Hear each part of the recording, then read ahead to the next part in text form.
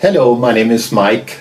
I'm a targeted individual from Germany. I'm 57 years old and I will show you today how to stop electronic torture. Electronic torture done by secret services around the world, by Homeland Security, the NSA, FBI, CIA, MI5, MI6 and, like I said, other secret services and police squads all around the world. Electronic torture is done with scalar wave equipment used by your perpetrators, and like every equipment there is a weak point, and I will show you this weak point today.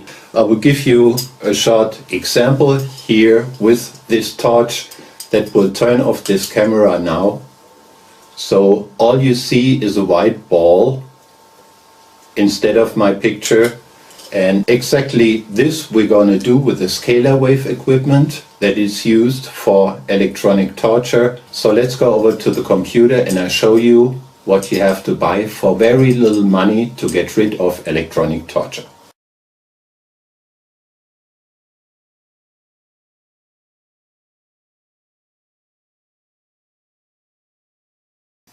So basically what you need is a Cvs driver and a power supply for that. Let's start with a Cvs driver.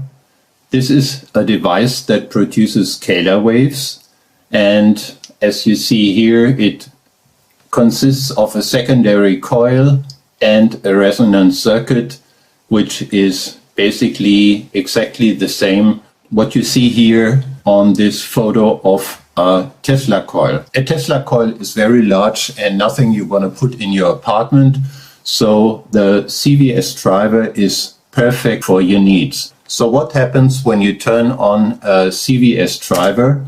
I will show that to you with a picture of my room, and this is how your perpetrators see your room through the scalar wave equipment.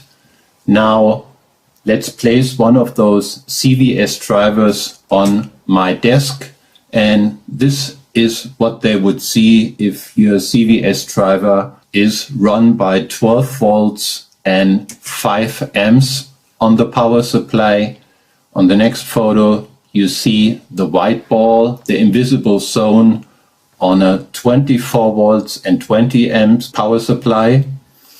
And if you have a strong Cvs driver with 48 volts and 40 amps, they can see nothing at all in your room. So if they don't see anything, they can shoot at you and they can't torture you. So this is one of the two devices you can buy. This one is called Induction Heater. It's used for, as it says, induction heating, and it produces tons of scalar waves that make you invisible to the scalar wave equipment. When you turn on the induction heater, you can touch the coil. As you see here in this video, there's no danger, but if you take, for example, a piece of metal and put it in the coil, it will heat up in seconds. Instead of an induction heater, you can also buy a device called flyback driver. Flyback drivers are very cheap. You can get them for $15 on eBay.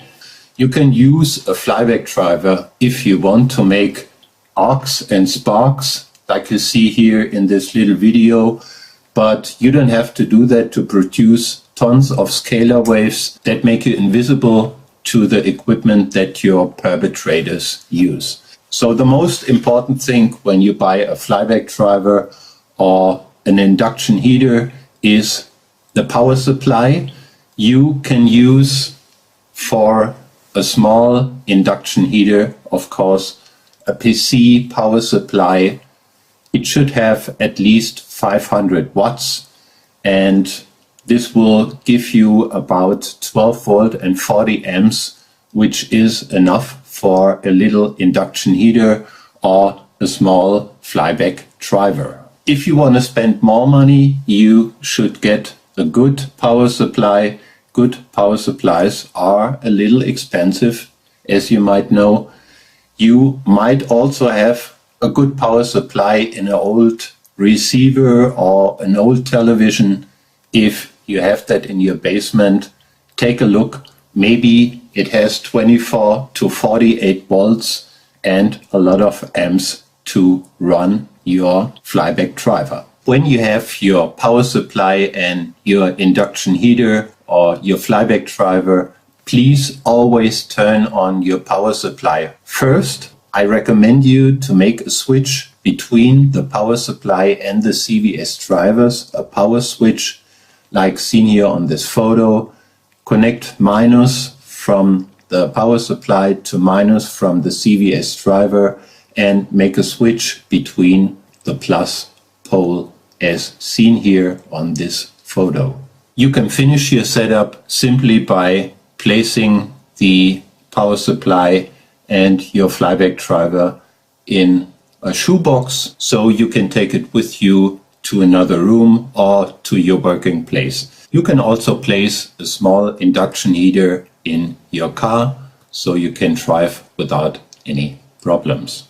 Please be so kind and recommend this video to other targeted individuals, and you can also download this video and publish it on your own YouTube channel if you like, and you can also translate this video into other languages to make it available for targeted individuals in other countries. So hopefully this video was helpful for you. Thanks a lot for watching this video, and bye bye until the next time.